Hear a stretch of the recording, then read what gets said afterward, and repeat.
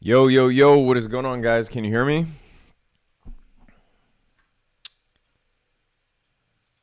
Let me know if you can hear me. The G4Z3Y says AMC passed $20. I told you guys yesterday it was going to break out. What's going on, Sandy? What's up, Zach? Mike, good morning. JK, Frick, Kelvin, Yash. What is going on, guys? Good to see you. We can hear you. Okay, great. Don't ask what his thoughts are. What up, Z? Hey, what's up, Derek? Eduardo. Hedge funds are playing mind games. Yes. I will get to that on this chat. Like that's one of the things, one of the first things that I wanted to talk about. Because yesterday I was saying that actually, you know what? Hold on. Why does it show? All right. Let's wait for some more people to join. But yesterday, I was saying that. Hey, good morning, friend. Yesterday, I was saying that don't think that you are sticking it to the hedge funds by buying AMC. And I was saying that they're not going to make the same mistake twice, right? That most likely a lot of this volume that you see here, right? A lot of this open interest, this is most likely, I mean, look at the total open interest. There's no way that on options alone, there's no way that this is just based off of individual retail traders, right? Like this is most likely institutions. And, I was saying that all of this open interest that was being poured in was likely a lot of it was due to institutions. So don't think that they're not also playing this, right? They get to see your trades before you do. That is what payment for order flow is. That is what, that's Robinhood's business model. That is Webull's business model. Even some of the bigger platforms, right? Like TD Ameritrade, they do some measure of payment for order flow. So don't think for once that they don't know what your trade is and that they're not getting their trades in first. That's how the game was set up. Yeah, there was a time when they did short AMC and GME and got wrecked for it. But trust me, right now they're playing the other side of the coin.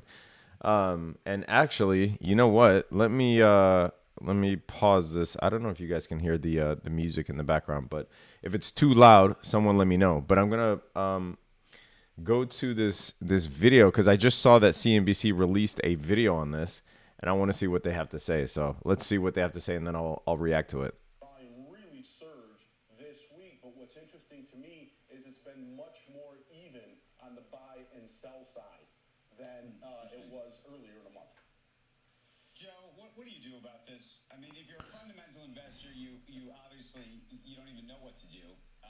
If you maybe just want to play the psychology of it because it's fun and it's a game, I don't even know how to even really start this conversation in a meaningful way. Well, the first thing you don't do is you don't short these stocks. You're seeing a rotation. Smart man. February through the early part of March, out of momentum names into the Wall Street bet Reddit type names like you're mentioning, AMC and Gamestop. The same thing is occurring now as cryptocurrencies are unwinding some of the excessive leverage. Money's moving back in. But Andrew, let's not think that this is just all retail traders. This is institutional money. This All right. Hedge funds, they're participating on the long side. You see what Joe says. I don't know if you guys can hear that really well or not, but Joe says that this isn't just retail traders. This is institutional money. And he's right. That's what I was saying. Just look at the data and you can tell that, right? You're not sticking it to the man by buying AMC or GME. Again, that does not mean there's not a reason to. Have fun with it, especially if you know how to day trade. I told you guys AMC would hit $20 yesterday and it was breaking out. And today it's $20. And we'll go over price predictions and stuff in a bit. But I just, I love that people are participating in, more and more people are participating in the market, that there is finally a way for people to actually make money and kind of, I don't want to say manipulate, but basically gain some edge in the market as a retail trader, as opposed to all of the edge just being in the hands of the institutions, right? But again, as Joe was saying here from CNBC, don't think that the hedge funds aren't also in on this. Of course, they see an easy way to make money. They're going to use you to make money, but you can also make money as well if you learn how to at least read a chart from a rudimentary standpoint. You don't have to be a master chartist, and we can go over AMC's chart right now. But if you look at AMC, wow, 21. I was saying that this high here, this high that we saw back in January, based on the volume that we started getting yesterday, and here we have the on balance volume, you could see that it is starting to rise. And I called these 3 white soldiers, and you guys started laughing yesterday. But that is traditionally what they're called, 3 white soldiers, because the candles used to be black and white as opposed to red and green. But I was saying that it was likely after these 3 green soldiers here that we would, as a matter of fact, see a breakout of that $20 mark. Actually, you know what? I'm using the wrong tool. 1 second. Let me get the rectangle. That we'd see a break of the $20 mark based on the volume that was coming in, the candlestick pattern that we saw here. And yeah, it was funny. Another thing that I want to highlight, and then I'll get to your questions. But another thing that I want to highlight was I did a video. Was it this one? Let me see. I was talking about AMC, but not even in the sense from, I did mention the meme stocks, but I wasn't even talking about it from that standpoint. This was back on May 5th, and I was saying that there are some reopening plays that we should be focused on. BA was one of them, by the way, and BA is absolutely killing it right now. And AMC was the other, but if you look at AMC's price, you're going to be kicking yourself in the ass. This is a high-risk stock, but I'm looking to play this before earnings, and earnings are tomorrow. This is like Inception, watching myself. And that is AMC. I do believe that AMC has dropped 25% or 24% in the last week or so, and I think that any good news will propel this stock further. It was $9. This was back on May 5th. Earnings, as well as a lack of moviegoers watching movies at the theater. So I believe this is a situation where any amount of good news will propel this stock further. Plus, it is also a Wall Street bets darling. And you can see that it still has a high short interest, so there could be a short squeeze at play here as well. Yeah, so that was back on May 5th. It was trading at $9.17. So, for the few thousand of you that caught that, if you did, congratulations. Also, funny fact, this lighting scheme that I have here in the background, somebody said that I look like I'm in a haunted house. And that's probably why I never went back to it. But I actually do like it. Maybe I just need a little bit more lighting in the foreground. Because he or she is right. It does look like a haunted house. But anyway, so AMC was one of those stocks. BA was another reopening stock. And BA is absolutely murdering today as well. Let me get to some of these questions. And hopefully I am trying to make a point of not missing the super chats. Although you guys definitely don't have to. But, I want to respect those that do. So can you turn up the mic a little more? Really? This is the same volume that it was yesterday. No, dude, it's hot as hell. Does anyone else think that I need to turn up the mic? All right. There were 3 white soldiers again today as it broke 20. Well, that was the daily chart. Everyone go hit the like button. Yes, hit the like button. $21, crazy. I love these live streams. Bro, these live streams are amazing. Hey, appreciate you guys. Heaven Paradise and Jabba. I'm not going to try to pronounce your last name. Actually, you know what? Yes, I'll try because I like butchering names. Tevdorashvili. That's a badass name, actually. Sounds like a villain in John Wick 4. Please more of the thought process like you did yesterday with TTCF. Okay, on what? Give me a stock. You just want me to start picking up random stuff? Are we watching YouTube on YouTube? Yeah, that's like Inception, man. Volume. Well, I already. Hello from Dubai. What's up? Oh, hey, Jolene, what's going on? I got so many messages from people. I was saying yesterday on, I think it was on Instagram, but I got so many messages from people who apparently live in Dubai. I didn't know that many of you actually lived in Dubai, but it turns out, I mean, if all of you, if I get to meet all of you, it's going to be like, I don't know, 20, 30 people that messaged me, which, I didn't think was, I didn't think there was that many of you in a small city like Dubai. I guess it's not small. There's 4 million people, but you know what I mean. It's out there. All right. Let us AMC skyrocket. You should look up any trades on Twitter. She's in Dubai. I don't know who that is. Any Anya trades? No, I don't know who that is, but I'll look it up if you think so. Next time you're in Scotland, let me know for sure. All right, so let me go to. Oh, this is another thing I wanted to talk about. Beyond Meat. Because in which video was it? Was it in this video from May 25th? Yes, this was actually just the last video. I was saying that Beyond Meat, was at a one year support, over a 1 year support. Looked like it was breaking out, like it fell below support and then quickly created this rounding bottom and started breaking out.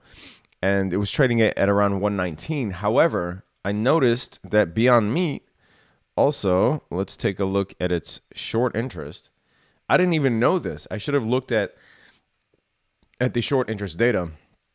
And for those of you that ask me again what this is Ortex, which to me, aside from a Bloomberg terminal, has the most up-to-date short interest information. But Beyond Meat has days to cover of almost 5. Remember, the higher this is, the higher the short, the more likelihood that there is a short squeeze, because this essentially is calculating the days that the shorts will need in order to cover if all of the shorts have to cover. But I didn't realize that Beyond Meat was this shorted. I was actually kind of surprised because it was sitting at support.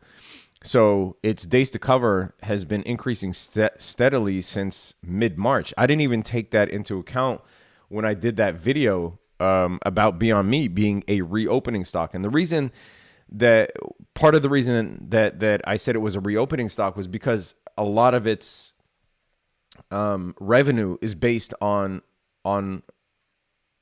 restaurant sales, right? So, and the fact that restaurants aren't open, it does have a fast food presence, but it is not nearly as big as its restaurant presence. So I was saying that once restaurants start opening again, and they also opened up a factory in, I can't remember, it was either Germany or Netherlands, don't quote me on that, but somewhere in Europe, so that they can actually start cutting down margins for their supplies to Europe, right? So, and it was at this 1 year long support.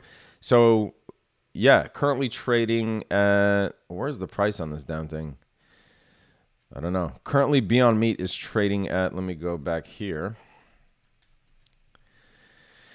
Currently trading at 141. This was at 119. Wow, up 12% today. It was at 119 just a few days ago when I did that video. And it hit a low of below 100. So yeah, but this is the year-long support that I was talking about, right? This chart is a 1 day, 1 year chart. So definitely a potential short squeeze here. Also, I think that this was one of the most mentioned stocks. If we go to, where is this thing that tracks real-time sentiment? Yeah, if you look at the Wall Street Bets Index, Beyond is actually currently, in terms of real-time sentiment, at least according to this data, the most mentioned stock. BA is up there too, and BA is absolutely rocking right now. We'll take a look at some of these. It actually might be worth it to look at some of these. But yeah, so happy for Beyond in that regard. All right. Let's see. AMC. Any updates? God damn it. The chat is going too fast. Did you talk about AMC already? Come on, man. Of course. Sam Beckingsale. I abused the fuck out of free chat on Meet Kevin. I don't know what that means. Loved it. I'm a socialist. All right. Yes, here in Netherlands. Yeah, that's where the Beyond Meat plant is. Good morning. I missed putting a trailing loss on CCIV back in February, and I'm still holding. You're probably gonna be holding that for a while. Z best in the business. Thank you, Sam. ABNB is still lingering around 13x. Would you pick it up? Yes. Airbnb is another one that I talked about as a recovery play, right? Once everything starts opening up, Airbnb, I mean, their bookings are absolutely going through the roof, apparently. Any AMC apes, any diamond hands. So let us go back to AMC and look at some potential trades that, well, here's the thing. If you're not already in it, I would, I mean, if you're not already in AMC, for one, I don't know why you wouldn't be if this is something that you were looking at. But certainly there's going to be a crowd, just like any other pump, there's going to be a crowd of FOMO buyers who are going to get dropped on, right? But in terms of how high can it go,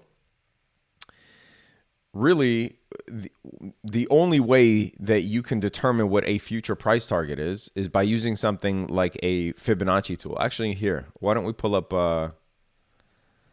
TradingView real quick? I hate charting in Thinkorswim, man. I like it for day trading because you can essentially couple that with like the active trader and the time and sales, but I hate charting in Thinkorswim. All right, so here's AMC. So if we draw a Fibonacci extension, right? Basically, for those that aren't familiar with Fibonacci, these are just numbers that exist in nature, obviously named after the famous Italian scientist and mathematician. But these are numbers that exist in nature, not just in trading. And they're what are called natural numbers. So these patterns exist in nature. And since a chart is also a culmination of, a product of nature, right? Because this is everybody's psychology and reactions to price action mapped out on a chart, right? So this is also part of nature. So the thinking there is that you can use something like the Fibonacci to predict potential future price extension. So in this case, the 1.272 Fibonacci, which is the next number up from the one level that we already hit, which was that $20 mark that I was talking about yesterday, is at 25.66. Now, this obviously can go on for forever, right? But the next number up from there is 32. So will we hit 32? Well, again, as I said yesterday, this will all be dependent on volume. Now, volume is increasing, but it is nowhere near the volume that we saw back in January when the Wall Street bets trade was actually a thing. If you look back in January, the volume was just insane compared to the volume that we see here. Yes, we are breaking the average volume, right? The moving average on the volume, which is the orange line here, but it is nowhere near the volume that we saw back in January, February. So we will need to continue that. We will need more volume pouring in, consistent volume pouring in order for us to even hit these next Fibonacci levels. But yeah, based on the trend that you see here, if you look at the trend line and the pattern that AMC is forming, right? There is a good chance that we hit that 25 mark if we get that consistent volume, even without a significant increase. But if we just get the same volume that we've been getting for the last 3 days, there's a good chance that we hit that 1.272 fib level at around 25 bucks. Now, I personally, if you're not in AMC already, I personally like day trading the thing as opposed to trying to randomly buy here and hope that you get rich, right? Because you can see what the fluctuations of the day are. Here, this is a daily chart, so you can't really see what the fluctuations of the day what the fluctuations of the day are. But if you go to something like the charts in Thinkorswim, I mean, you can even do the if you don't have Thinkorswim, don't worry. I mean, you could still go to the 1 minute, 5 minute charts. I just like doing it here because I have the active trader right here, just as we did that day trade yesterday. You can, as a matter of fact, do this continuously, but you can monitor the fluctuations of AMC and actually catch it at support levels, right? And there are multiple things that you can use as support levels. At the bottom is the 5 minute chart. At the top is the 1 minute chart. But there are multiple things that you can use as support levels. You can use the support level from, or the resistance support level from the previous day, which you see here drawn in the rectangle. But there's also the VWAP, which is in purple. There's the 50-day moving average, or the 50-minute moving average, which is in orange.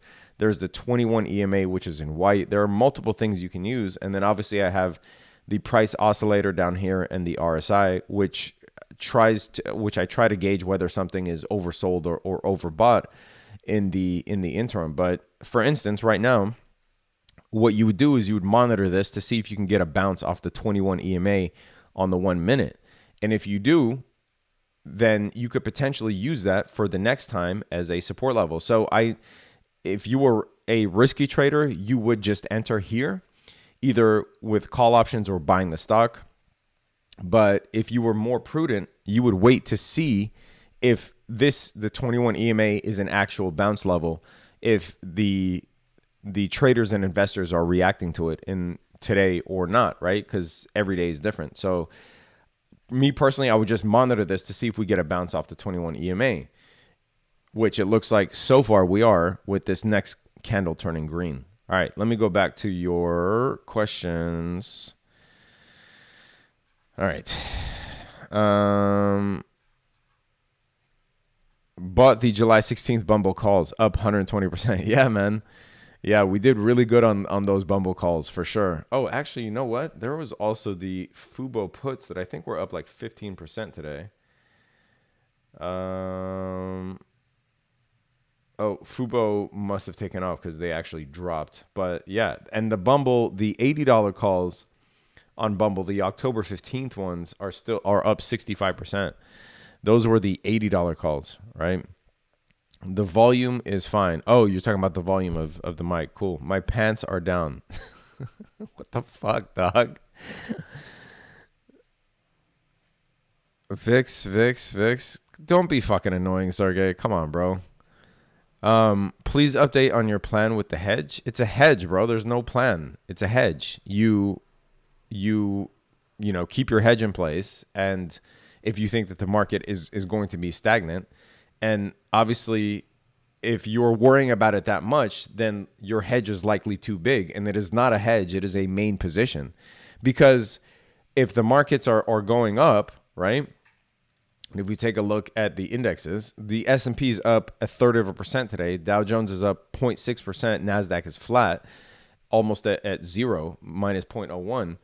But if you actually have S&P, Dow Jones, and NASDAQ-based stocks, you want to hedge according to the proportion of those blue chip stocks that you own. If you don't own any of those stocks and you just opened up a VIX hedge, it is not a hedge, because what are you hedging against, right? If all you own are risky stocks or penny stocks or meme stocks or whatever, and you bought calls on the VIX or you bought puts on the SPY, then that's not a hedge. All you're doing is making a bet. A hedge is when you own a large amount of those stocks and you are buying a hedge for no more than 5%, anywhere between 1% to 5% of your total portfolio holdings. That way, if the rest of these stocks, if the blue chip stocks go up, right, like the S&P is up 1/3%, healthy today, Dow Jones up 0.6%. If your stocks are not up, then you have nothing to hedge against, right? And if your stocks are up, but your hedge is down more than your stocks, then you hedge too big, and that is not actually a hedge. These things take practice, but a hedge is exactly what it sounds like. It is not a bet, okay? It's not a bet. It's not a main position. It is to try to mitigate any losses that you see in a stagnant or a down market. But it should not be hurting you if the market is ripping. Your stocks should be up more than your hedge is down, or else it is not a hedge and you hedge too big. Hopefully that makes sense. So, because I see a lot of people ask about that, but it's clear that some of the new traders are using these hedges as main positions or main bets, and not really as hedges. All right. Oh, you know what we haven't looked at? We have not looked at GME today. Wow. So amazing. So yes, as I was saying, if you were a more risky trader, you would have just played the bounce off the 21 EMA, regardless of whether it fell through and your stop limit hit, or you exited your position, or it actually bounced, which it did. Again, TA is not magic. You know, reading the chart is not magic. It takes practice, but it is to your absolute benefit because, you know, you could see that these support levels play as bounce points. Wow. AMC is now above 2250. Amazing. So we might hit that 25 today, that 1.262 fib level that I was talking about. Let's see. All right, let's look at GME and then I'll get to your questions. Again, the top is the 1 minute and the bottom is the 5 minute. See, even GME is really respecting that 21 EMA on the 1 minute. And you could play call options. I'll probably put a couple of trades in later today, but you can put, excuse me, 1 second.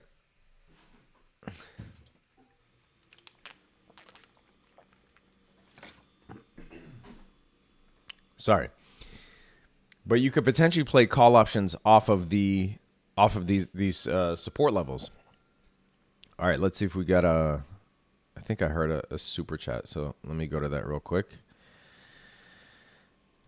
Hi, Desert Garden. Have you seen Apple's new job posting? Do you find it interesting that these large companies are... Yes, so you're talking about the crypto job posting, right? Hi, Desert Garden. We could certainly look at that. Let's check this out. I think I saw something on it on Market Watch.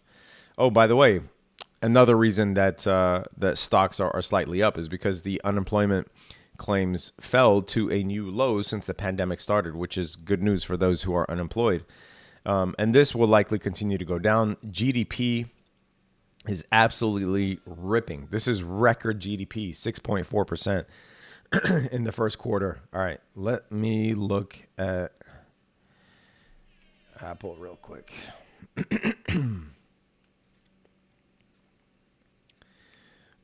I saw that story you were talking about, High Desert Garden, but yes, I mean, look, it's not a secret, right? Like when governments are coming out with their own digital payments, and you have companies like Facebook, which, I mean, they announced Libra almost 2 years ago now. Let's see if I can find this.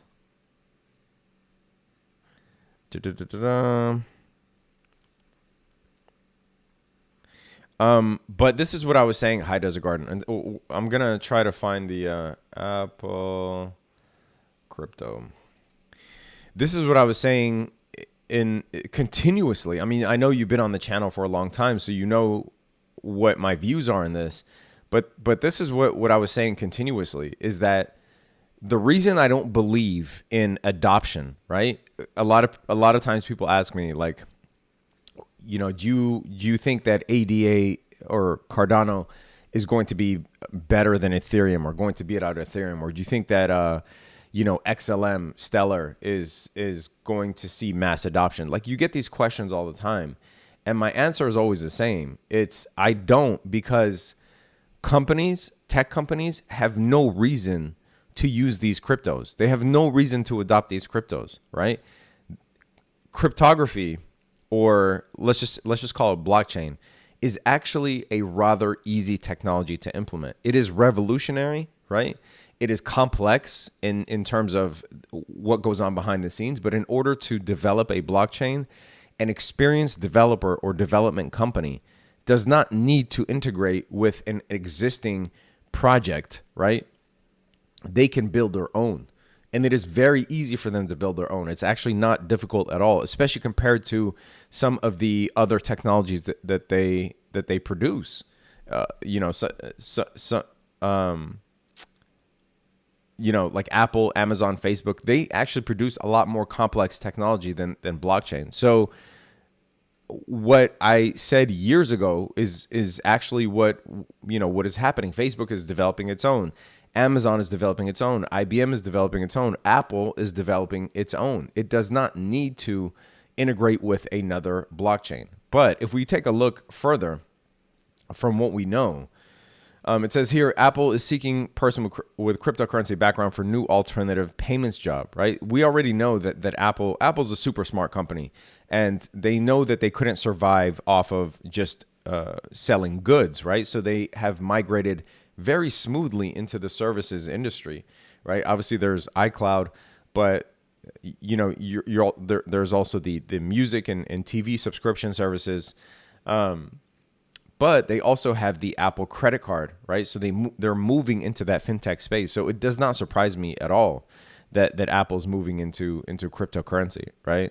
And it says the person chosen for the role would join the Apple Wallets, Payments, and Commerce team. They already have a team dedicated to fintech, which Apple internally refers to as the WPC team. The cryptocurrency mentioned is specifically listed in the key qualifications of the position. So there isn't much known about it yet, but like I said before, these big companies are going to be developing their own blockchain. So the question of, is X company going to be implementing Stellar or Cardano or XRP or Ethereum or whatever? No, they don't have a reason to.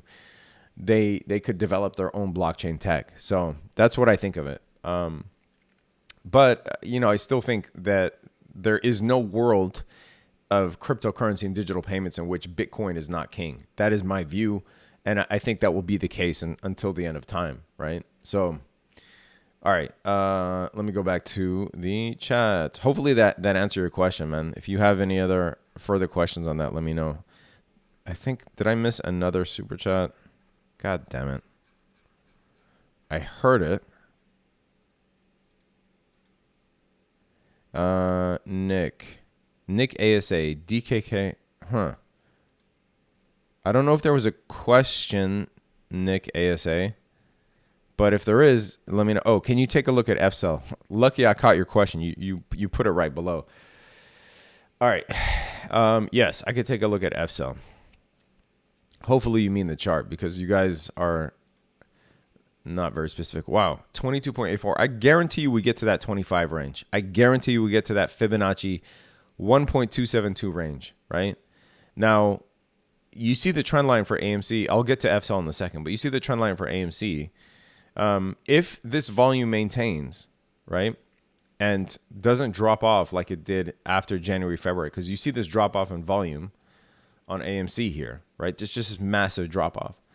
If the volume maintains somewhat nicely and we get a retracement at any point back to this trend line, then I will likely YOLO a shit ton of calls, more calls than I bought the last time, which I closed too early. But it's clear that AMC not only is forming this trend line, but is also with increased volume, it is wanting to hit these Fibonacci extension levels for sure. I guarantee we get to that 25 soon. Whether it happens today or not, I don't know. That is all volume dependent, but potentially could happen by end of week. All right. What did you ask for? Oh, FCell. Okay. Yeah, I mean, a lot of these hyper growth stocks, people bought them at the high, man. And, I was saying that for months now, it's time to rotate out into reopening stocks and beaten down stocks like Peloton, which actually we'll talk about. But Peloton, I could not believe was trading at $80 something just a few weeks ago after the overreaction due to people getting hurt on their treadmills. FCell looks like, oversold, bouncing off the 300 MA. This long distribution pattern, these are not good. Like the head and shoulders, the rounding tops, these are generally very bearish patterns, showing a distribution as opposed to an accumulation, right? It's the exact opposite of what an accumulation is. Why is my camera not focusing that well? Or is that just my eyes? Is my camera in focus? Huh, weird. But yeah, I mean, this is a low risk entry here, especially in the single digits. I don't think FCell is, I don't know that FCell becomes profitable anytime soon. They do have earnings coming up in the first or second week of June. But yeah, I mean, the chart doesn't look great, but it is a low risk entry here, and you could set a stop limit below the 300 MA. There are potentially better plays than FCell. I do like ChargePoint, but same thing, bouncing off the 300 MA. And then we could take a look at Plug as well. Again, 300 MA. Yeah, all of these sort of these EV energy charging plays all fell to the 300 MA. Certainly buying them there is better than buying them at the high. Guys, if that subscription notification, if that Jamaican horn sound gets annoying, let me know and I'll turn it off. But it makes me happy. So, all right. Hopefully that answered your question. Do you trade Sandal often? I don't know what you mean. Do I trade it often? I did talk about it along with Tilray, and I said that Sandal, just sitting here lonely like the pretty girl at the party, sitting at the 200-day moving average is definitely a buy, dude. Tilray also killing it. Also a stock that I talked about in one of my last top stocks video, has almost the same exact chart as Sandal. What did I call it? Sandal. Sundial. Why the fuck did I say Sandal? Did I say Sandal or Sundial? I'm tripping, man. I need more coffee. 1 second. Oh wow, that's trippy. The Batman logo is green screened out. That's crazy, even though it's yellow. But yeah, I mean, Tilray merged with Afria to become one of the biggest cannabis companies. And it is trading lower than it was before it merged with Afria, right? So I love Tilray at the 200-day moving average because once the legalization talks, which have slowed down, which is the reason, right? The momentum slowed down, but they will pick up again. Like, mark my words, once the reopening happens, you know, once the infrastructure bill gets passed and all the shit that is a high priority, once all that stuff goes out of the way, there will be a refocus back on cannabis within the next couple of years, and these cannabis stocks are going to fly. So Tilray, absolutely love it at the 200 MA, Sundial as well. And I believe Sundial might be a victim of high short interest. Don't quote me on that, but lucky for us, we do have data, right? So we can look at data. Actually, not as bad as I thought. Okay, so days to cover on Sundial. 1.09, not bad. Not super high, but let's see what the estimated short interest is. Where are we? Yeah, not super high, 12.54%. Did I check? What was Beyond's again? Was it in the 30s still? Oh yeah, it's almost 30. Beyond's short interest. We'll check Beyond because I want to see what Beyond's potential is in terms of the price it can reach. Because if it sees a short squeeze, especially with this many days to cover, we could see a nice price hike on Beyond. I'll look at the chart in a minute, but yeah. So the short interest is around 26%, which is, it's funny because before the GME AMC saga, if you told somebody who's like a veteran of Wall Street that something has a 27% short interest, that's really high. But, you know, in face of some of these insane short interest percentages that we've seen, especially back in January, right, where something is shorted over 100%, then it pales in comparison. But yeah, and Tesla, by the way, if you guys remember, last year Tesla used to have a shit ton of short interest, and short sellers got killed on Tesla, and they just stopped shorting it, especially as it got really expensive. But Tesla short interest is currently a joke, right? It's 5% compared what it used to be back in the day, last year and the year before. All right, let me get to some of your questions. Man, that Jamaican horn is going off like crazy. Oh, you know what? I'm like a person with ADD. I got to get the music on. All right. If it's too loud, let me know, and I'll turn it down.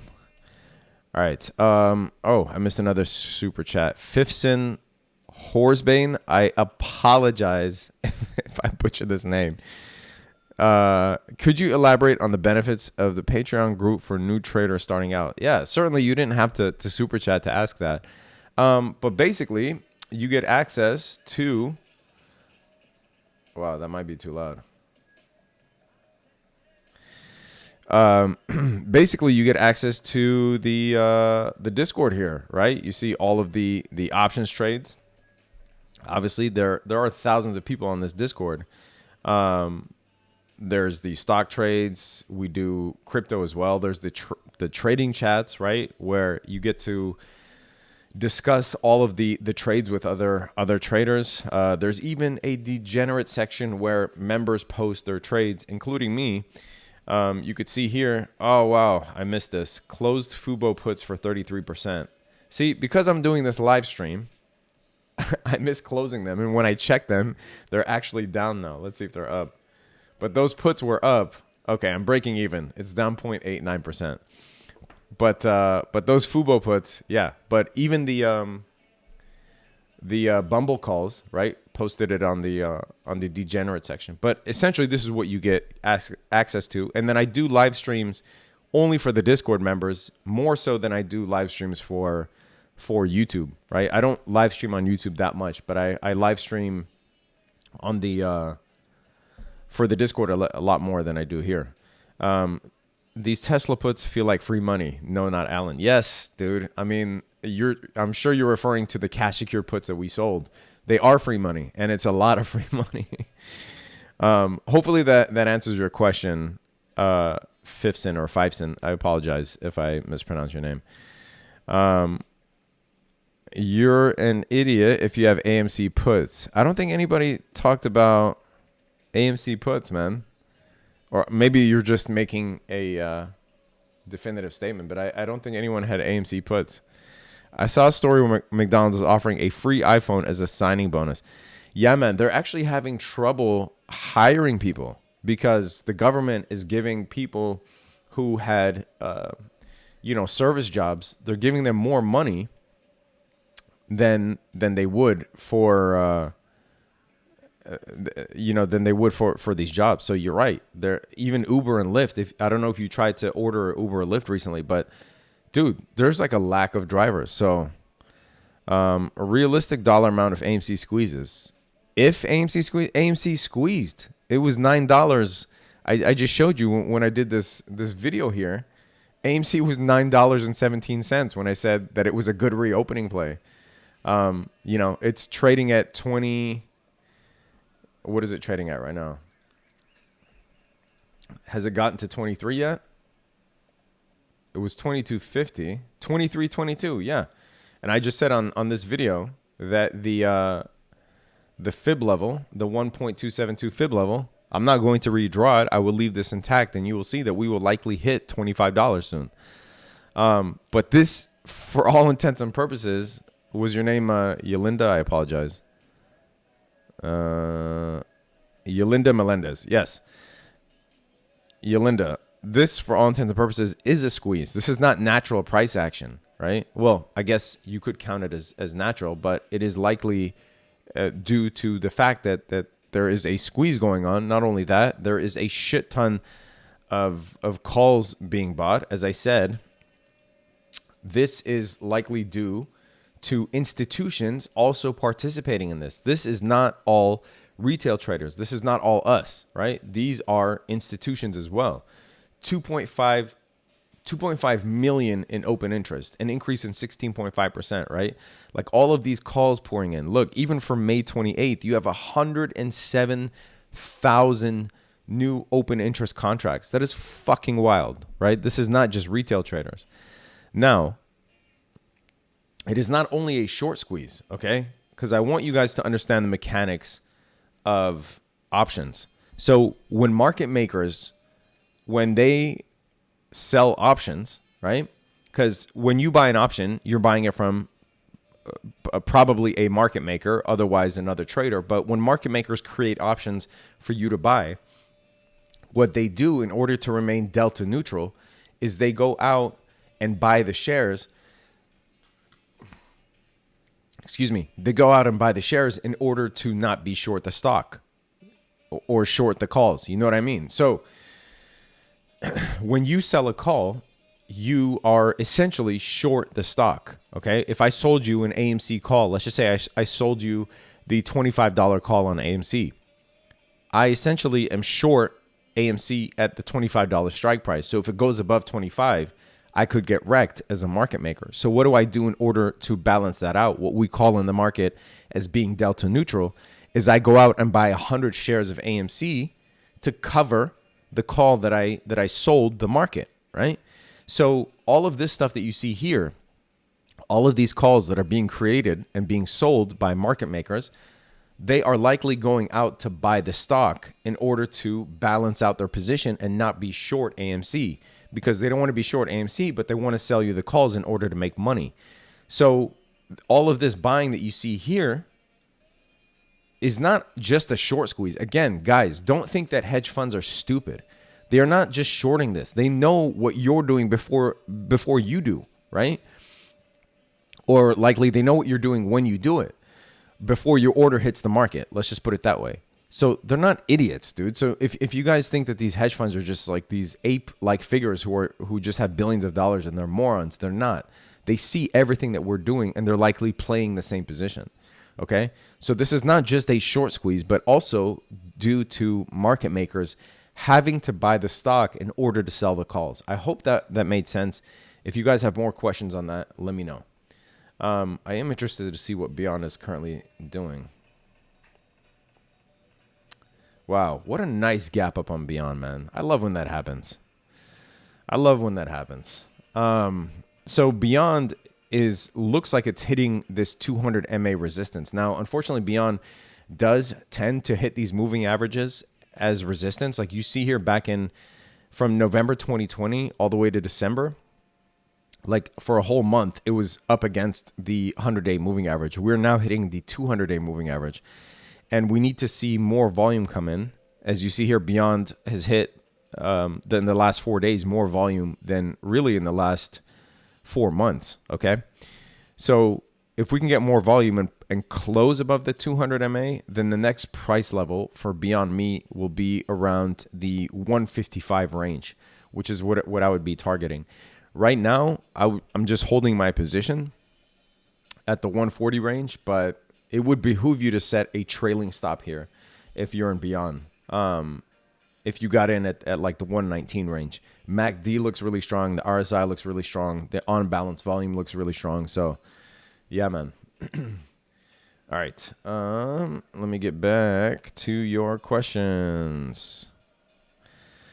I am in FOMO mode over AMC. Of course, there's always a FOMO buyer. Like, that's the nature of humans. There was really no reason not to buy it. Well, I don't know if you saw my video, but there was no reason not to buy it at the trend line when it was trading at $9.17 right before earnings. There was no reason not to buy it when it broke above the 50-day moving average. There was no reason not to buy it when, we hit the 0.618 at $13. Of course, now, all of the apes are going to want to, and I use that word, I guess, biologically, right? We're all apes, and FOMO is just a part of our nature. When we see other apes winning, we want to jump on board. When they have a big catch, right? When they catch a large, an animal or something to eat, then the other apes of the tribe want to jump in on that. That's why we have that sort of that FOMO tripwire in our brain. It's built into us biologically, right? But I'm not surprised that a lot of people want to FOMO here, even though all the signs were there, before. But it's up to you. I do think we'll hit that 25 mark. But unfortunately, what happens when people FOMO is they're going to buy at like $22, right? So I just want to check one thing. Sorry. They're going to buy it at like $22. And then if it starts dropping, they're going to panic sell, right? But really, if you're going to FOMO, make sure that you are actually making it worth your while. I mean, obviously do whatever is according to your risk tolerance, but there's no reason to buy at 22 and panic sell if it starts dropping, because it will likely drop the minute you click buy. That is just a product of FOMO. That is one of the main reasons that new traders feel like the market is against them, right? You hear this all the time. Every time I click the buy button, the stock drops. Well, it's because of when you're buying. You were likely buying, here. Whoops. You were likely buying here, right? You were likely buying here.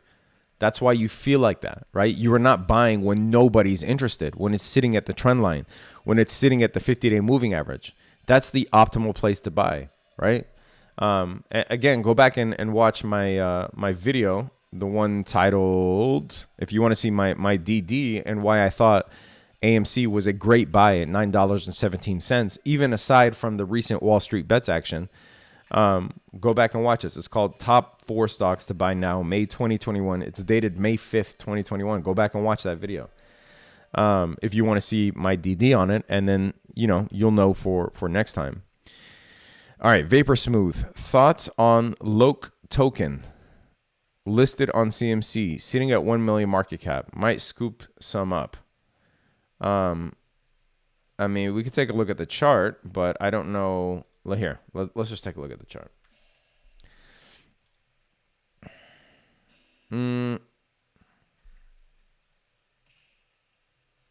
What are you talking about, man? Maybe there's not a chart for it in TradingView. We can certainly go to CoinMarketCap. Yeah.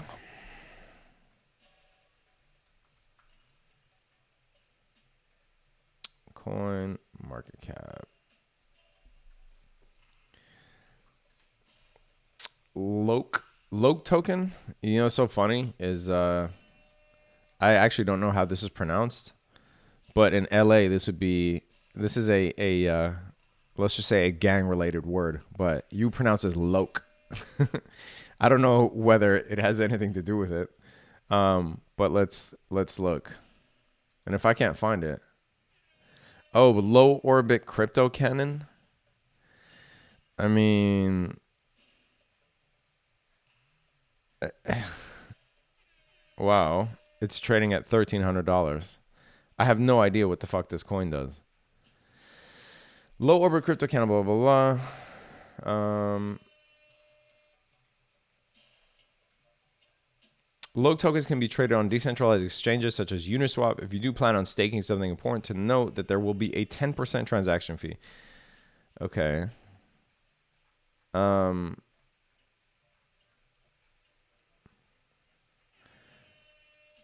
right. Low orbit Finance is a deflationary DeFi token. Oh, okay, so it's part of the DeFi family, built using smart contracts on the Ethereum blockchain. Okay. Another ERC20 token, probably. The token is not yet listed on CoinGecko or CoinMarketCap. Well, it is now. And the project is in the early stages of release. There is not much to go off of, man. I mean, if this coin was just released, there is not much to go off of. I don't even know. I do like some coins in the DeFi space. A 1 million market cap is considered extremely low for crypto. But I mean, I wish I can give you more than this. I could tell you that, we did hit near 1600, and it looks like, based on its trajectory, let's see if we can get a TradingView chart. We might or might not be able to. No. But based on its trajectory, it looks like it is continuing an uptrend. This right here can be considered an accumulation pattern. So, I would say that it is probably likely we hit that 1600 range again. I don't know what else to tell you. It's a new coin with a very low market cap. So, but yeah, I think that it is plausible you hit that 1600 range just based on what the trend is doing now. I wish I had a more advanced chart to look at, but it's not currently listed on any chart. So there you go. If you were to buy, how do I unlock the stocks option chat on Discord? Hit me up on Discord, but it usually unlocks automatically when you sign up. Yes, buy AMC and watch it go to $30. Just ignore real value stocks or cryptos and invest in short squeezes. Guys, again, if you think that AMC is just a pure short squeeze, you don't understand the market. You just absolutely don't understand it, right? People are not stupid. Hedge funds are not stupid. They're not just openly shorting this thing, watching you guys or us buy AMC, right? They're not just sitting on their fucking hands watching CNBC talk about the meme stocks going up. You think they're that dumb? No, they're not. They are in it with us. Hedge funds are in it with us. And it is likely not a pure short squeeze because, as I said, in order to create this many options contracts, market makers have to go out and buy the shares, right? So, one second.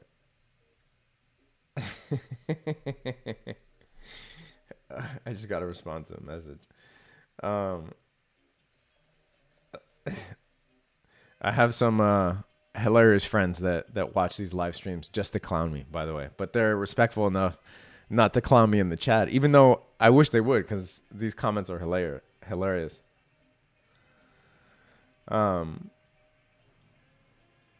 Yeah.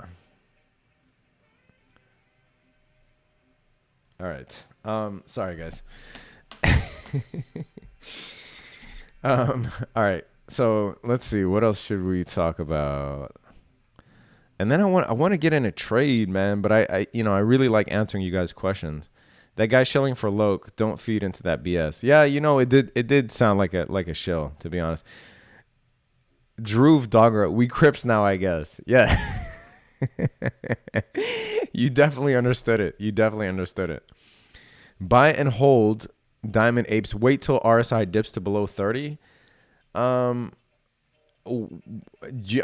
you know how the RSI works? If you wait until it dips below 30, you are likely riding a huge wave down, which is fine. I'm not saying don't hold. I would much rather trade options, but yeah. What about Ford? Okay, let's talk about Ford.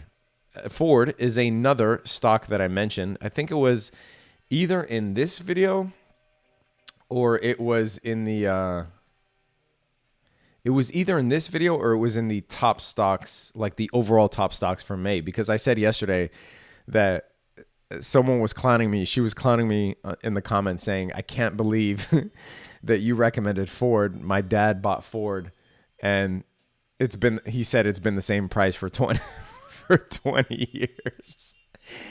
Oh man, she cracked me up with that comment. Okay. So, all right, let me go to Ford real quick. So Ford is actually one that not only do I own a lot of, not only did I play options on Ford, we also bought this for the 10K challenge, which I will go over because you guys have been asking me about that. But Ford broke fucking resistance like a beast. I saw it peaking out yesterday and closed above resistance, and now we gapped up today another 7%. But for those of you guys that, not a lot of you, but for the few of you that were laughing at my Ford being the most undervalued automaker, and it's like a Pavlovian response, right? Every time I say a car company other than Tesla, I get all the Tesla moon boys screaming Tesla at me. Guys, two things can be true, right? Like Tesla does not have a monopoly on cars, especially in the US. They just don't. You look at Toyota's sales numbers. Toyota sold 22.5 million cars last year. Tesla sold 500,000. Come on, guys, right? Don't be dogmatic. Like, I love Tesla just as much as anybody else, but you can't ignore facts. And in my view, Ford, which is one of the leaders in the EV revolution at the moment, along with Volkswagen and GM, was presenting itself as the most undervalued car company, in my view. And there was a chance to buy this under $10 not that long ago. Currently trading at $15. I love Ford. I think it has, just like GM, it has now crossed a threshold of a price point that it will likely stay near for the foreseeable future. GM was trading before the pandemic. GM was just like Ford, one of these legacy American stocks that was trading in the 35, 36 range, and it is now $60, almost double since before the pandemic. And it is because of the strides that it has made in the EV revolution. And, these companies, nobody was really paying attention to because they were focusing on Tesla and NIO. But, when these companies started announcing their new lineups and showcasing numbers sold and the price points of their cars, coming at really competitive price points to something like the Model 3, then the market, I think, was late to react, but they definitely reacted. So these run-ups that you see on Ford and GM are a response to that, right? And somewhat of a late response. Those of us on the Discord have been trading GM for a long time. Like I said, we bought Ford when it was under $11 or $10. GM is another one that has hit a milestone, but Ford has quite a bit to go. I could see Ford, hitting the 20 range by the end of the year, barring somewhat of a market crash, which I don't think will happen this year. But all right, so that is Ford. SPCE, what is going on there? Is it too late to get into Ford? You get in here, it's going to drop and you're going to be disappointed. But if you're in it for the long term, sure. Janine, what did I miss? A lot. What's up, Janine? Regine says Z does not typically exercise options. Somebody's been listening. You're 100% right. I can't even remember the last time I exercised an option. It might have been an Apple Leap that I bought, in like, I don't know, 2014 or something. And I exercised it in 2017. That might have been the last time I exercised calls. But I typically don't exercise. You're 100% right. Now, it does make sense to exercise if you, for instance, buy a Leap. Let's just say you buy a Leap on an undervalued stock, right? Like, say you buy a Leap on, what is a good stock? Like UMC, which I talked about before, right? Say you buy a Leap on UMC, and in a year or 2 years, UMC is now trading at $30 as opposed to $10 or $9, right? And you want to own that stock and you have like the $10 call option, then yes, it makes sense to exercise that. But barring that, I normally don't exercise options. So Regine, you are 1000% right on that. All right. Ford is a trade, not a long for sure. You're crazy. Certainly crazy. Ford is definitely in for the long haul. But again, I'm a trader at heart. So as long as you know why you're buying something, then I don't mind. But to say Ford is not a long-term play, that's just nuts. That's usually what Tesla Moon Boys say. Fubo chart breaking out. How do I decide when to buy the dip? Hey Z, create a separate channel for the Dubai meetup. Yes, I definitely will. Lewis, Silas, morning Z. What's up, Lewis? Always appreciate you tuning in. Hi Zach, what is your advice on blockchain?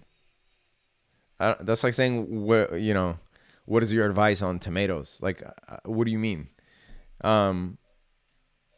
Price will stop at 25. Yeah, 25 I think is a good target.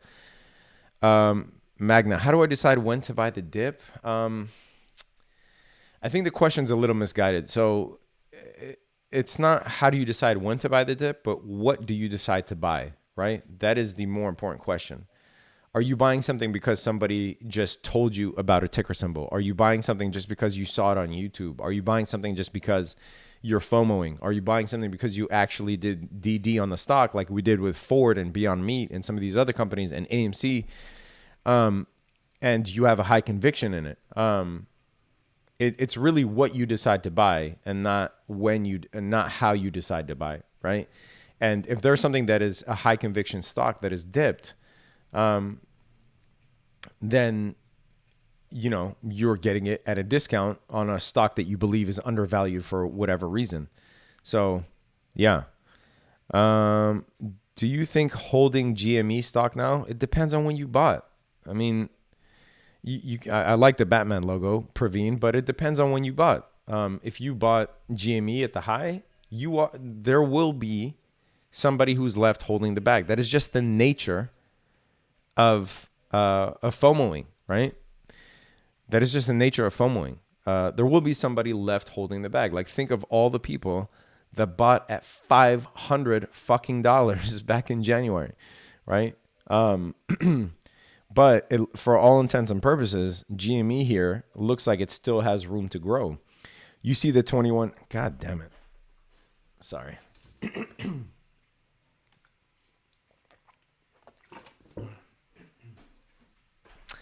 Apologies.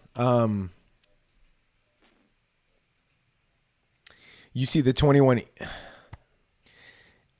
I might have to end this live stream. You see the 21 EMA here cross above the 50 MA, right? And as I spotted yesterday, this rounding bottom, we could easily get to like the 285 price range on GME. Plus, we talked about earnings yesterday, but the MACD still looks healthy. The on-balance volume still looks healthy. It doesn't look like there was a ton of sellers, actually. There was some selling pressure after it hit $500, but there's actually been some accumulation in the volume. All right.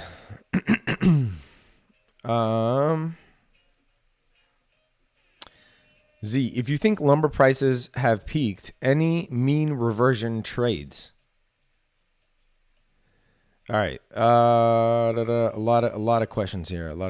That's Z Butterfly. That's a big bottle. Mr. Salvation. My boy Z got the Rona. I don't. I am losing my voice because I drink too much coffee and I talk too much. Z drinking antifreeze. Fuck you, gunmetal. No, I don't have the Rona. I'm actually vaccinated. All right, so lumber prices. Let's look at lumber. I've been trading lumber futures. Dude, let me just say that trade pays. But to trade futures, if you guys have ever traded futures, you need a lot of capital to do it. And these little ticks in futures represent a large fucking amount of money. But you can make a lot of money off of exploiting trends. So lumber, as I was saying in one of my, I don't think I did it in a live stream, but I was saying it in a video. You know, lumber is clearly on an uptrend. Retesting the 50 MA, this was a perfect buy point here. Easy trade with this bullish engulfing candle that you see here, right? But right now, no, I would not short lumber. I would wait until it gets to the 50 MA and potentially play a long futures contract. If we fall below the 50 MA, then I think the next logical point is this trend line, which happens to be around the 100-day moving average. So that's what I would pay attention to. And yeah, I don't know if you've ever traded futures before, but you can actually trade lumber futures.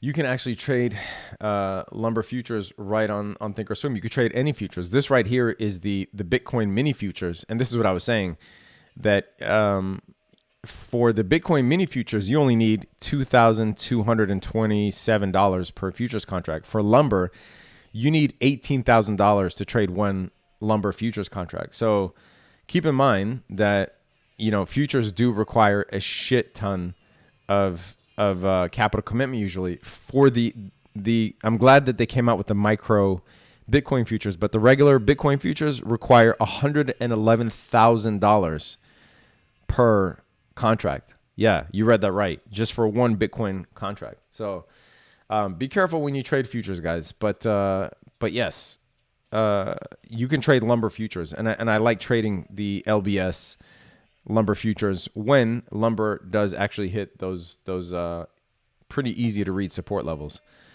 All right.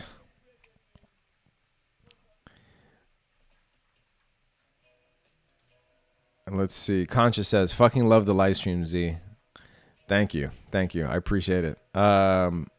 What is the best Tesla? What is the best Tesla Leap to buy? Don't buy Tesla Leap right now. There is no best.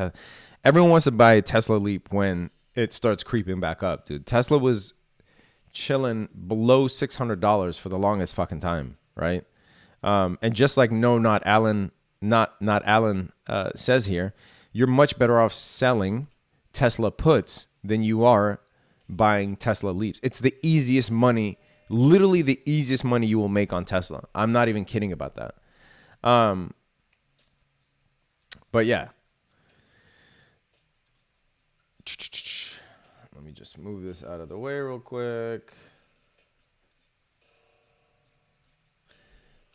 All right.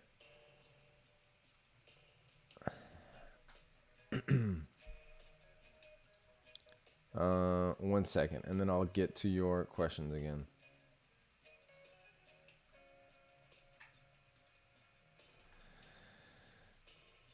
All right. But yeah, if you take a look at the Tesla cash secure put that we sold the $450 cash secure put when Tesla dropped below $600. That's why not Alan is saying that it's like free money, because it is. I have not been assigned a Tesla cash secure put in over a year. Over a year, I've been just selling these puts and collecting money on it. And as I said, with this Tesla cash secure put, we sold it for $735, right? So imagine if you sold multiple of these, and you can actually get more money if you bump this up to 500. 450 was just very low risk. So that's why I sold the Tesla cash secure put. And that's why I would much rather go with the Tesla cash secure puts than the Tesla Leap. So anyway.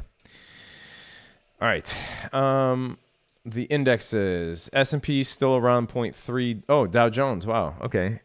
Paired some of the gains. It's from 0.6 back down to 0.38, and the NASDAQ just turned slightly positive at 0.02.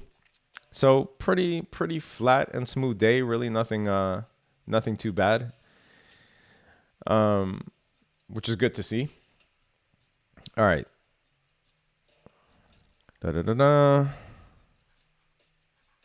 Somebody was asking about Lucid. Yes, in my view, AMC up 18% again, number one in volume again, 200 million. Nice. Tesla cash secure put needs 60 grand. Yeah, I mean, but how much does a Tesla Leap is less than that, but still, you have a better opportunity to make money off a Tesla cash secure put. All right. Live streaming is very comforting. Thank you. You're welcome. Pushbook K. You're welcome. Bet that my GZ. There is a tech company about to produce a 1 trillion transistor CPU that could be a huge market changer. Okay. Tell me what it is. From Montreal, Canada. Hold it down. What's up, Montreal? Do you think AMC will come back down after it hits 25? Yeah, it's going to go up and down. Palantir, please. I talked about Palantir yesterday. I think the fair market range is $20 to $25. What's your price target on Bumble? $50 around there for the time being. I'm thinking of getting out of Doge. Okay. I don't know when you got in Doge. Best live stream for the market. I appreciate you, Roger. Thank you so much.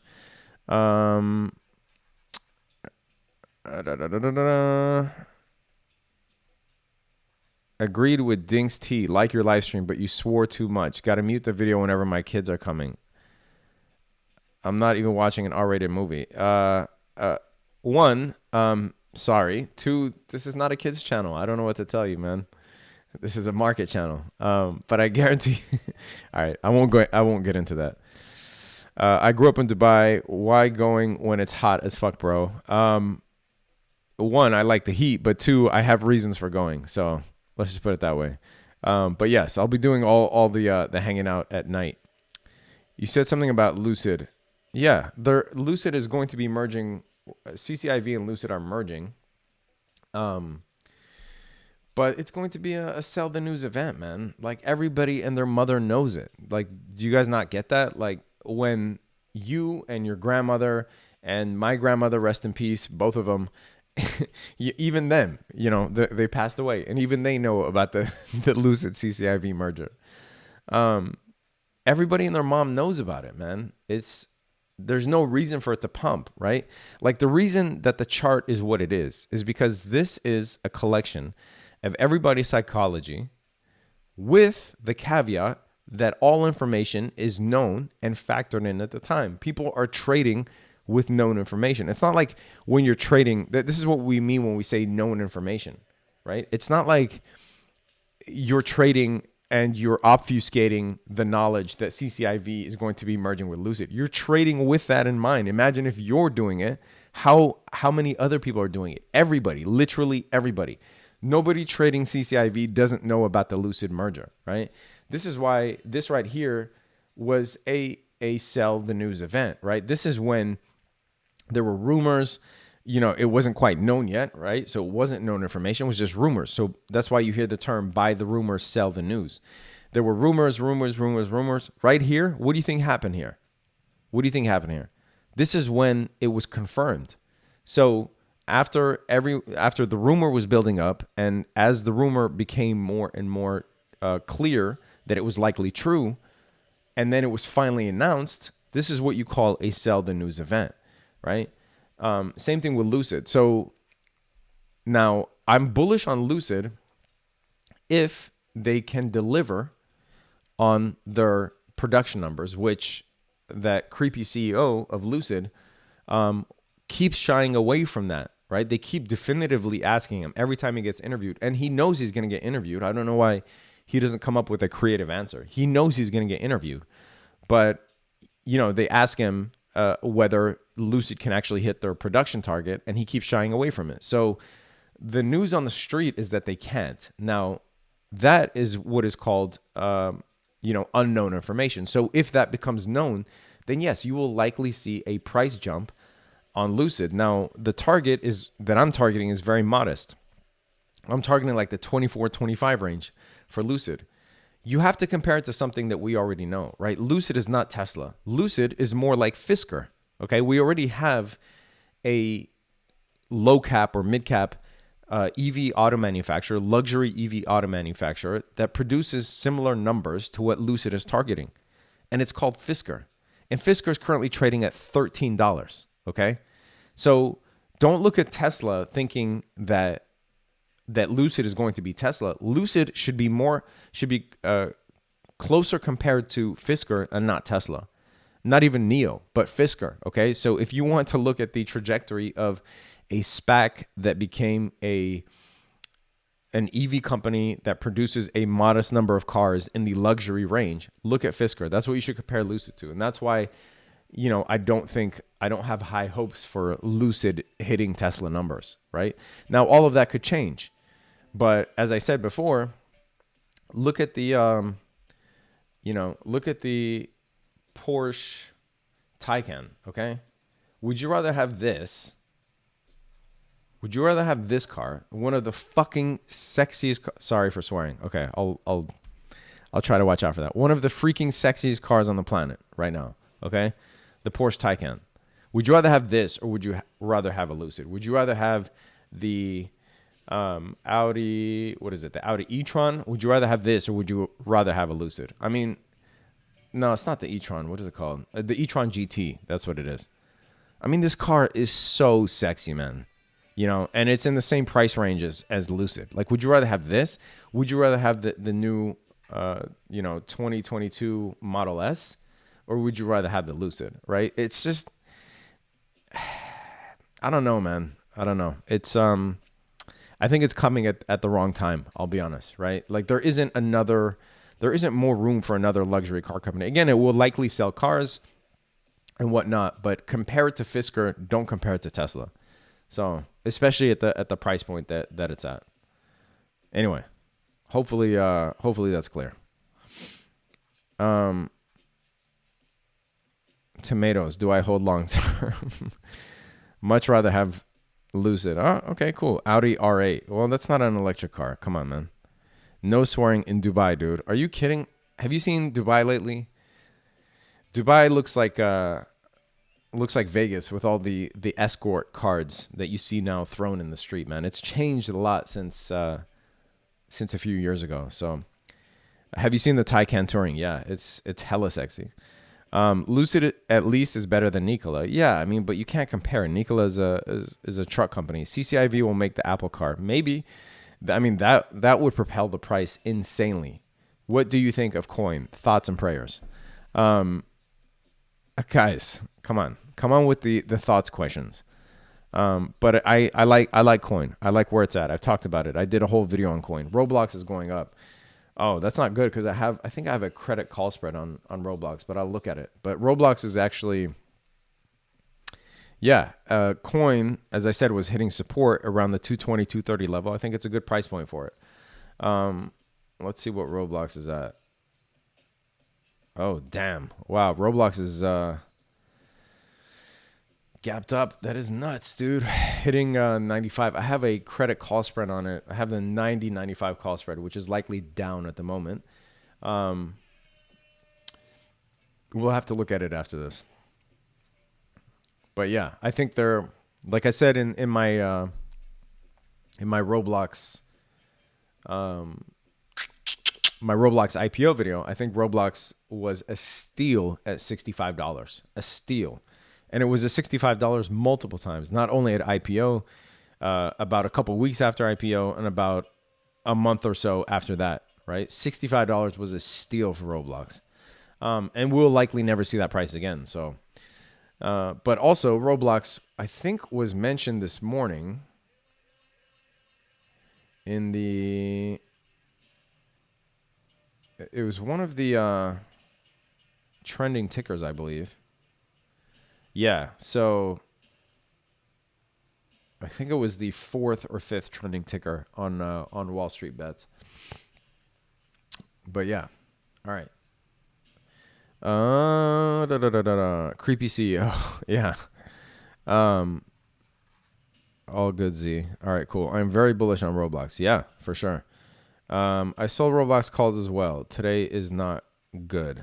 Well, if you sold it against your shares, I think you're fine. What's your risk reward play with Iron Condors? Do you look for a 1-to-1? No, it depends on, no, not at all. The risk reward is dependent on the deltas, right? Which is basically the chance that price will get hit. So you want to get paid out according to the odds, just like in Vegas. Are you still interested in Humble? No, like I said yesterday, the only penny stock that I have is the one that I did a video on, which is Sessin, right? So Sessin is the only penny stock that I currently have, honestly, and that one is still absolutely killing it. We're waiting on FDA approval on that. Oh, nice, dude. Sessin is up.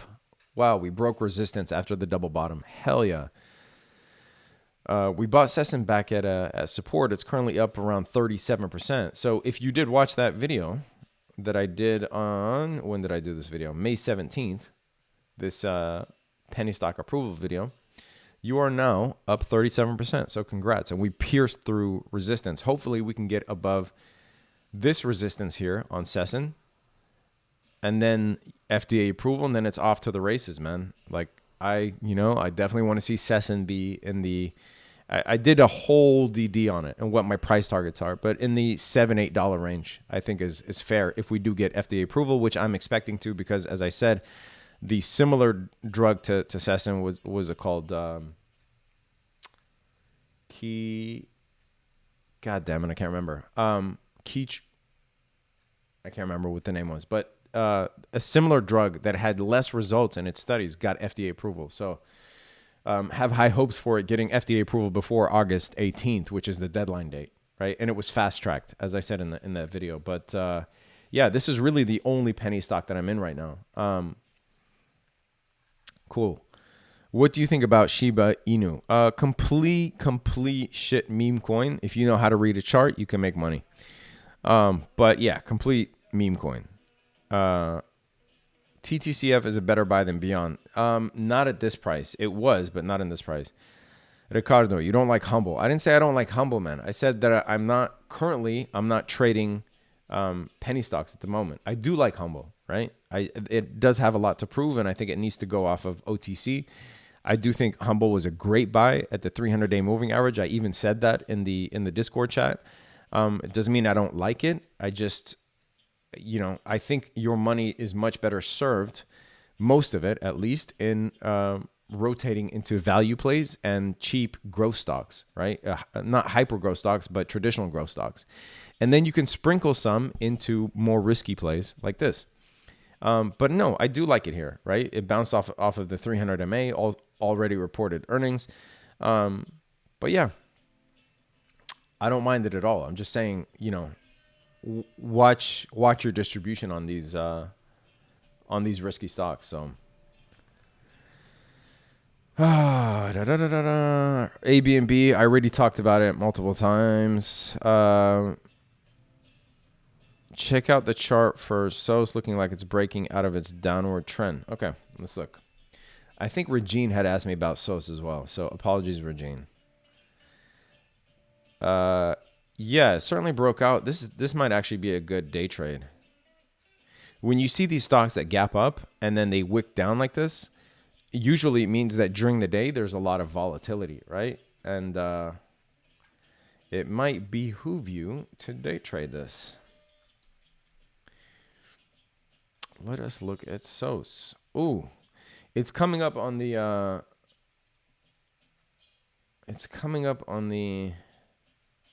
200-day MA. So again, yeah, this what I was saying earlier, when you see these stocks gap up and then wick down, there's usually a lot of volatility and you could play the support and resistance levels. But if it closes on the 1 minute above the 200 MA, let's look at what it looks like on the 5 minute. Okay, very nice. So on the 5 minute, it's finding support at the 200 MA, the 200 5-minute MA versus the 200 1-minute MA. Yes, the moving averages are different depending on your time frame. So you can actually play this really nicely. You could play the bounce off the 200 MA here on the 5 minute pretty cleanly. This was actually a nice entry here where you had the oversold on the price oscillator, oversold on the RSI, hitting the 200 MA. You could have played that bounce very nicely. But yeah, I mean, I would wait for it to cross above the 200 MA on the 1 minute. But overall, yeah, it does, SOS was a good buy off the 300-day moving average. Again, respecting these major moving averages. I personally didn't get in. Can't get in every single stock, but I know some people in the Discord chat did, especially in the degenerate trades, right? Yeah, certainly this can be counted as a breakout here. As long as it closes above this trend line, closes above the 200 MA on the 1 day, this is a breakout, and you could play this breakout. This would be the opposite of FOMO, see, because when SOS starts going like this, people are going to want to buy it here, right? Which would be FOMO. This is when you want to play things, these types of breakouts, right? Or even better yet, at the 300 MA, which I completely missed, and it's fine. But that's when you want to play things, man. You don't want to FOMO into things. 1 second.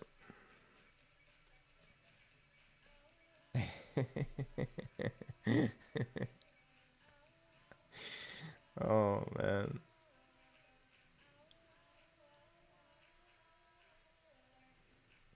All right.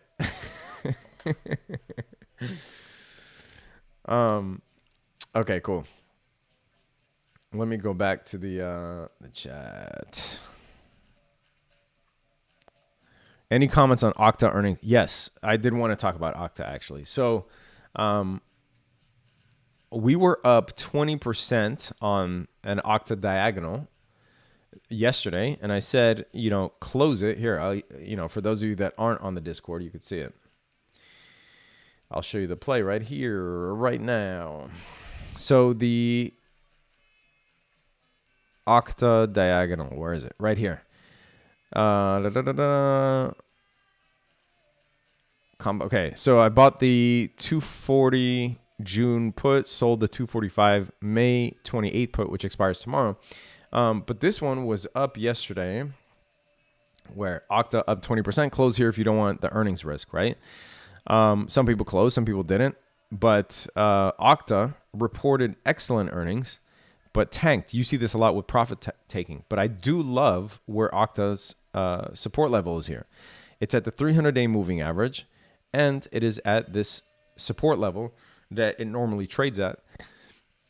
Now, with this one, it'll be very tricky to set stop limits because look at how many wick downs there are on Octa, right? It'll be very tricky to set a stop limit here. So if you do enter this, I would not set a stop limit. I would enter this for the mid to long term and just monitor it. But setting a stop limit, you will likely get stopped out and then it will move on without you. So if you don't want to trade something that's volatile, then don't. You don't have to. But I do really like Octa here at the 300 MA. It would actually make sense to try and analyze why the hell. Let's look at Seeking Alpha. It would make sense to try and analyze why the hell there was such an overreaction to their earnings, because I think, for all intents and purposes, I think their earnings were actually really good. They might have missed on revenue or they might have missed on guidance. So even if the earnings are good, if the companies aren't able to provide guidance or they miss on revenue, then there is usually a stock drop. But let's see what the earnings look like. Octa climbs after Q1 beats, raised full year sales. Did they miss on revenue? No. So they beat earnings, beat revenue, and raised guidance. And subscription revenue was up 38%. Billings were up. Adjusted gross margin was about the same. So, yeah. It might be... But I mean, this was already known news. So they bought Auth0. They recently purchased it. And obviously when companies make large purchases, then usually they, that's money spent. So the stock price has an interim drop, just like we saw with Tilray. But, yeah, there isn't a clear reason why there was an overreaction. And with that said, I do love buying overreactions. I do like buying stocks like that. I might even consider maybe wait for another red day, right? If you want to play options on this, wait for another red day, and would even consider buying a leap on Octa. Not even lying, because if you look at the price potential on this thing, you have about 30% of price potential. So imagine what a leap or an option, which is leveraged. Imagine what that could do, right? Yeah. I mean, for sure. I like Octa here. Hit that like button if you think Z should YOLO Octa. Sell the AMAT spread now. It's up. Do what you wish. I'm keeping it open because there's a lot of theta decay on AMAT. So that means that the longer that you hold it, the more you make money. But do what you wish. For me, I'm keeping it open. It's a risk that I was willing to take before I jumped in the trade. Slavina says, "Hey Z, thank you for this great channel and live stream. Thank you so much. Appreciate you." What the fuck? Talha Hafiz, booty call? Man, you guys are wild sometimes. Do you consider a good reopening play? Yes. I definitely consider Nvidia a good reopening play. I talked about Nvidia quite a bit. Not only that, I own a lot of Nvidia, but the stock split is going to be a sell the news event, obviously. And, Nvidia is seeing resistance here, like I talked about yesterday. We would see resistance here on Nvidia because it was already known that Nvidia would beat earnings. So, I do think we might see a drawdown until the stock split. And then once the stock splits, you'll see a wave of buying, because not only now will Nvidia be cheaper, but Nvidia options will be cheaper. So remember that when I was talking about AMC and I was saying that market makers, when they, where's that at? Market Chameleon. I was saying that, that when market makers create options, right, to sell, they go out and buy the stock, right? So not only will there be a lot of options now because it's a cheaper option and people have been waiting to buy Nvidia options, and now it's going to be priced at 4 times less, there will likely be more options sold. And just like what I said with AMC, when market makers sell options, they go out and buy the stock in order to be delta neutral. And that's why, one of the things that we look at as options traders and even as stock traders is unusual options volume, right? It's not so much because the options volume tries to predict the movement of the stock, but it does two things. One, it tells us what the sentiment is of options traders. And two, as I said, the more options that are traded, likely the more shares are traded because market makers have to go out and buy those shares in order to be delta neutral because they don't want to be short the stock by selling call options, right? So that's why. Oh, wow. You can see Beyond Meat. Nice, man. So $81.7 million in calls were open. So this is considered unusual options volume. So relative, I'll get to your question, Julie, in a second. But relative volume, meaning compared to normal volume, this beyond options are trading at 4 times regular volume, right? So you can expect, again, this is why I was saying, it is not only the short squeeze effect. Yes, Beyond had a high short interest. AMC, you see it here, also 4th on the list of unusual options volume. AMC also had a high short interest, but it is likely the fact that an unusual number of options are being sold, meaning market makers now have to go out and buy the stock. So AMC, $178.5 million in calls, man. Unreal. Trading at almost 1.5 times the volume that it normally trades at, okay? So this is the reason that you see price jumps, not only the short squeeze, but also the unusual options volume. What was I saying? Oh yeah, let me go back to the chat. Julianne says, "Can you please take a look at QuantumScape? Since it's highly shorted, do you advise to enter a long position?" Well, since we are on the topic of unusual options volume, let's see if QuantumScape is actually here. No, it is not. So it does not have unusual options volume. It does not mean that it doesn't have a lot of volume. It's just not unusual compared to what it relatively trades at. So this is where we're going to start. Again, you guys seem to enjoy getting sort of like an inside track into how traders think about this stuff.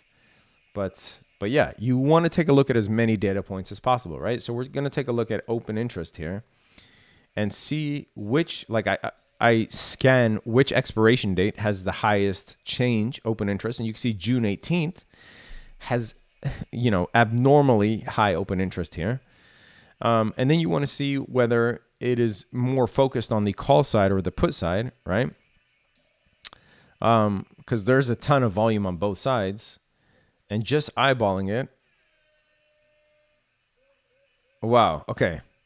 This is the probably why you're asking, or maybe why it's on some people's radars.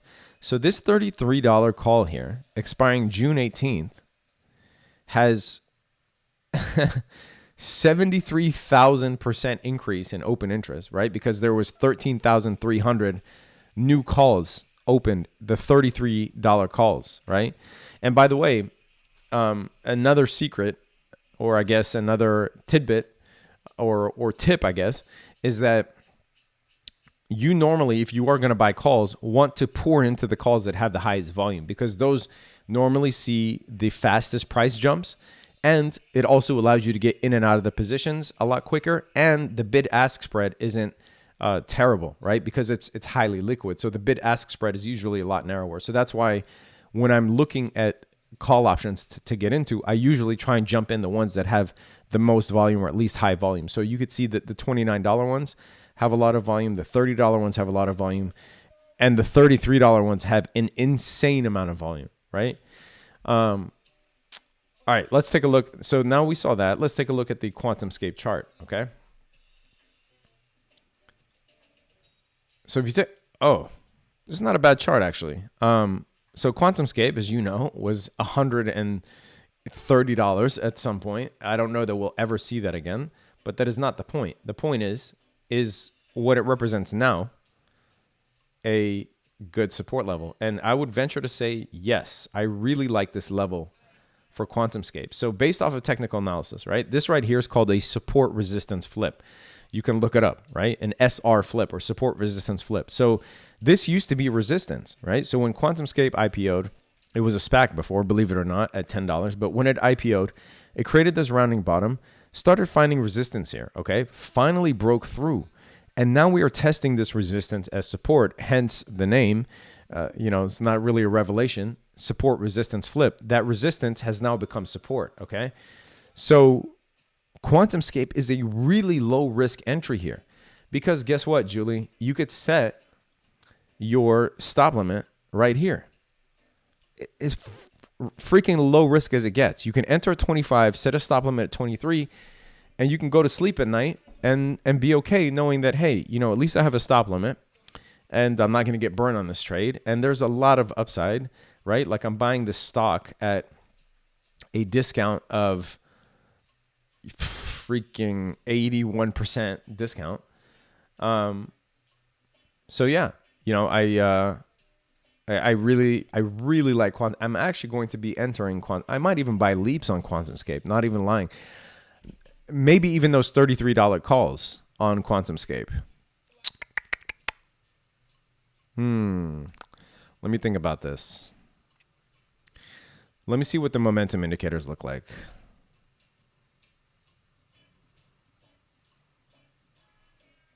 Yeah. I might buy calls on this. I might wait to see if tomorrow is red, because if we get another red day, then those calls will be even cheaper. So I might wait a day. But in terms of the stock, I love an entry here. All right, I like seeing these support resistance flips. Again, put your stop limit. Now, whether QuantumScape will get back to where it was, no. I don't think we'll see ever again $130 QuantumScape. Because that market cap would just be ridiculous, right?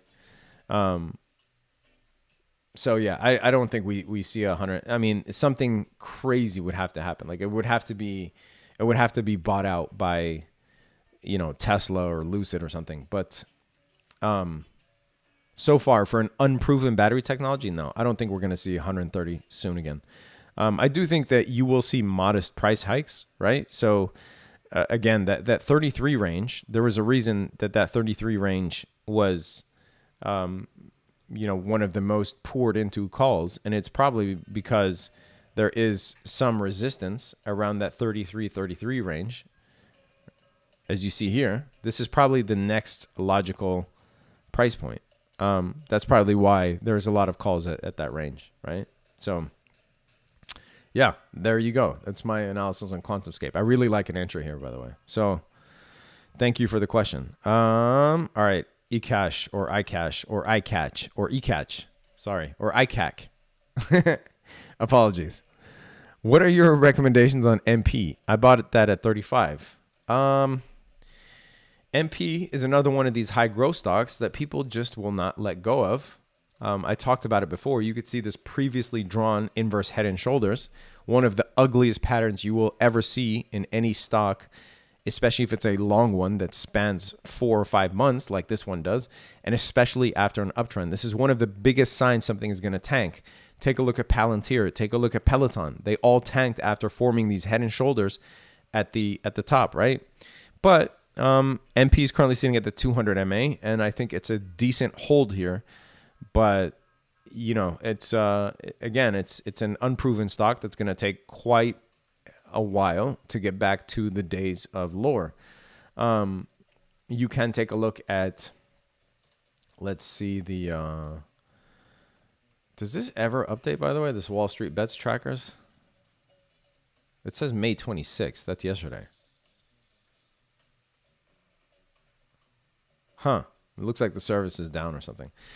But on MP, you want to take a look at the financials, right? A lot of people just buy these ticker symbols with no regard for any sort of DD. And it's fine if you're a beginner. but there's no sense of market cap. There's no sense of profitability. There's no sense of growth. There's no sense of any of this stuff. And you definitely want to look at this. This stuff is free for you guys to look at, man. Get in the habit of looking at this. And again, iCash or eCash, sorry if I'm mispronouncing your name. I'm not accusing you of that. I'm just making a general sentiment. 4.42 billion in market cap. What does its growth look like? God, this coffee is cold. Oh, you can see the Batman logo now, but it's white instead of yellow. That actually looks kind of fly. Revenue growth year over year. Really? 113%. Is this true? Is this true, bud? Yeah, I mean, I guess the growth is there. Let's see what it's currently trading at in terms of PE. PE non-GAAP. It's a little high. This is what's getting us in trouble. So its price earnings ratio non-GAAP is 53. The sector median is 16. So it's trading at a 225%. 225%. Not discount. What's the opposite of discount? Oh my God. I'm losing my words. Anyway, 225% multiple, right? Compared to the sector median. Premium. There you go. The opposite of discount is premium. That's what's called an antonym in English. So the antonym of discount is premium. So it's trading at a 225% premium.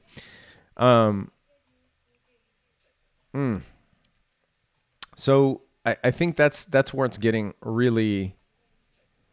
That's why the price is halting, because I think it was a hyper growth stock. It was seen as one of these potential EV side plays or EV sympathy plays, but it is trading at a lot, man. Like price to sales, TTM, this is trailing 12 month, almost 17, right? The sector median is 2. That's a 706% premium.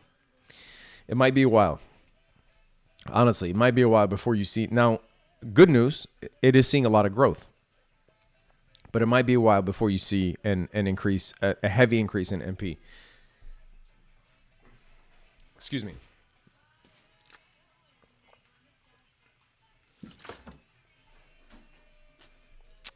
All right. That's MP. Hopefully that answered your question. And let me know how you pronounce your name. When doing covered calls, what factor? Oh shit. Someone asked, when doing covered calls, what factors do you look at, right? When doing covered calls, there's one thing you should look at, my man. There's one thing you should look at. When you look at covered calls, the one thing you should look at is what are you willing to let your shares go for? That's it. That's all you should look at. Nobody should tell you what you should sell your shares for. That's up to you. So if you bought shares, like say you bought MP at 27, and you did it, and you're saying, oh, okay, you know what? I'm actually willing to let my shares go if they get called at 30. And you sold the 30 call, you live with it.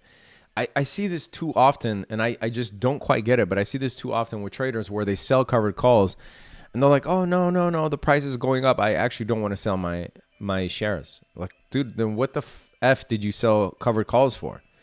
That's the obligation that you're entering, right? And so then they go ahead and buy back the calls for a major loss, because those short calls are now down. You don't want to do that, man.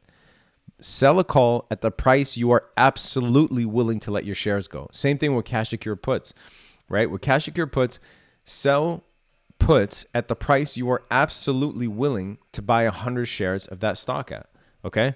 Don't just sell cash secure puts, and then once the stock starts reaching that level, you start panicking like, oh, no, I really didn't want to buy this stock.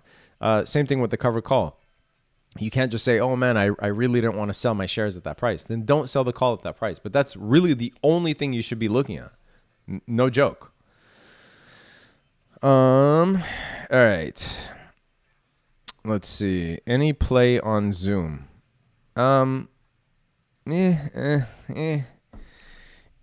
Reopening play. Everybody knows its value.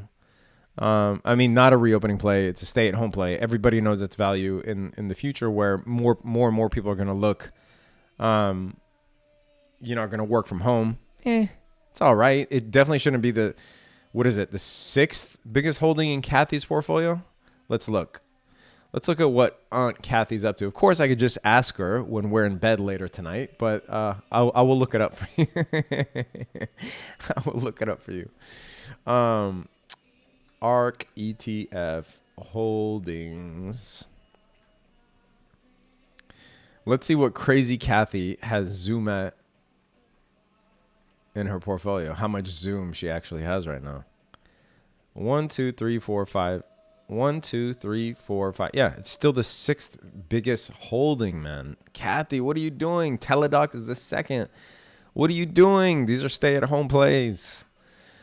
This is part of the reason why ARK is completely decimated. But I think you'll see Zoom trade in this, high 200s, low 300s range. Yeah, I mean, it's a great stock, good company, definitely has a place in our new world, but it's a work from home play.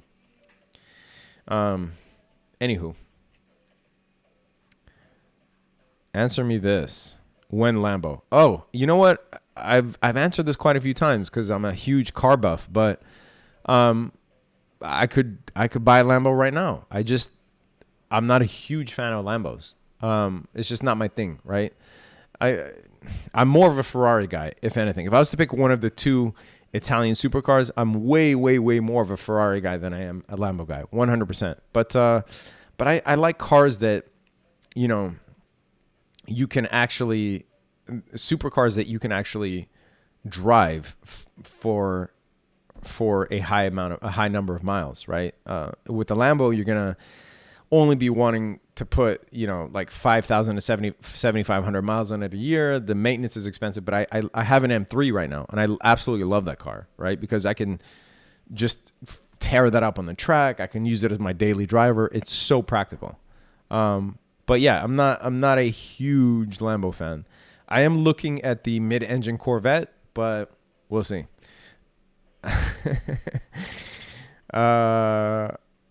Regine says LMAO, right? Yes. I assume you were talking about Kathy. Thanks for the info. I was asking what factors you look at when deciding whether to do a normal covered call and when to do a poor man covered call.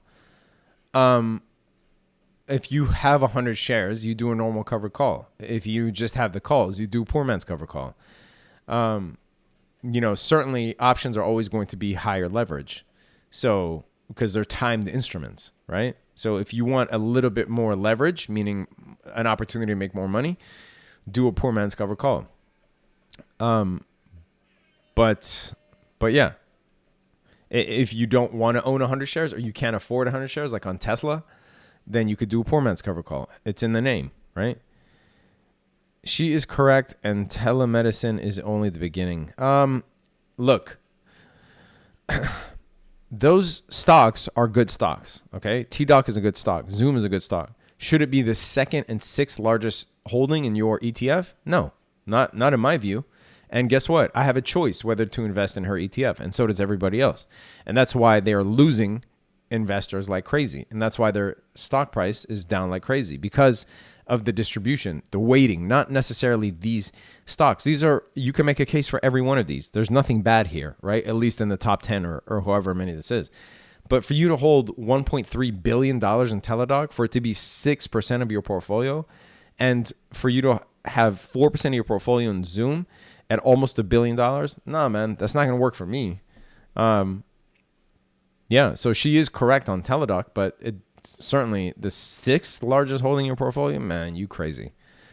Don't talk about my girl Kathy like that. Come on, son. She ain't your girl. What about the Lambo Urus? Oh my God, bro. The Lambo Urus might be a Lambo that I would buy. I'm not lying. Like, I freaking love that SUV. That is probably the greatest looking SUV that was ever made. And I highly doubt anybody will ever top that. Buy a bicycle, save the earth. I have a bicycle. I also have a motorcycle. I also have an M3.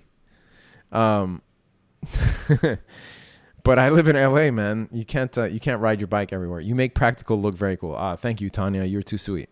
Thank you. You still need a hundo shares for a covered call. No, for a covered call, yes. For poor man's covered call, no. You don't. You just need an actual call. Hazy, pineapple on pizza or no?